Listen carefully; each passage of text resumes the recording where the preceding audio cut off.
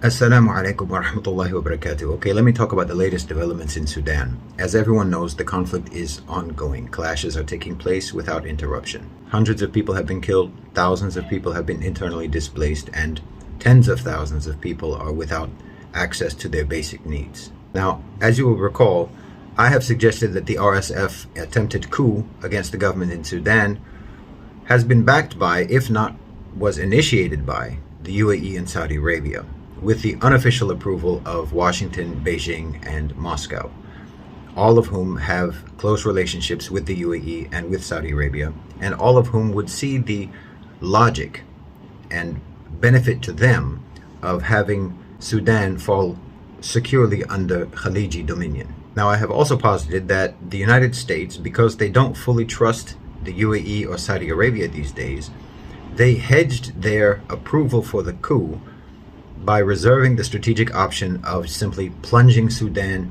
into a long, grinding conflict that would neutralize Russian and Chinese interests in Sudan, as well as having the potential of escalating the conflict and having it spill over throughout the region, thereby neutralizing or disrupting, anyway, Chinese and Russian interests across Africa. Well, now today, May 6th, Saudi Arabia has convened talks between the Sudanese army and the RSF in Jeddah, Saudi Arabia, in talks that have been co-signed by the United States. And the UAE is also mentioned as a supporter of the negotiations.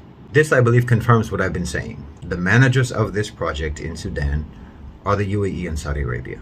And they are now trying to corral the parties into a resolution, or anyway, into a structure through which a resolution could eventually be achieved. And one of the bargaining chips that they're using in these negotiations is the threat of American escalation of the conflict.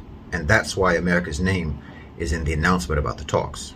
As I've mentioned before, there has been no international condemnation of the RSF, only condemnation of violence by both sides. No one has come out to say that it's wrong to try to overthrow the government, and no one has come out to say that the government has a right to put down a coup attempt. This again is quite revealing. What you would normally expect to see is for the international community to fully back the government, even militarily, to ensure that the coup plotters and the mutineers get neutralized. So the fact that the RSF has not yet been thrown under the bus by their backers indicates to me that there is a consensus among the stakeholders in Sudan that they would still like to see the RSF topple the government. Stakeholders in Sudan here being the UAE, Saudi Arabia, America, Russia, and China. Unfortunately, not the population. Now, the RSF still has a few sources of potential support nearby, including the Wagner Group and including the mercenaries who are under Eric Prince, who is essentially an enforcer for Mohammed bin Zayed, and his forces are currently in South Sudan. Now, understand that peace negotiations in a scenario like this represent a vote of confidence for the RSF and a clear signal to the government of Sudan that they are not going to get any support. So it looks to me like the UAE and Saudi Arabia have dug in their heels on this issue because they have their own prestige and their own influence at stake in Sudan.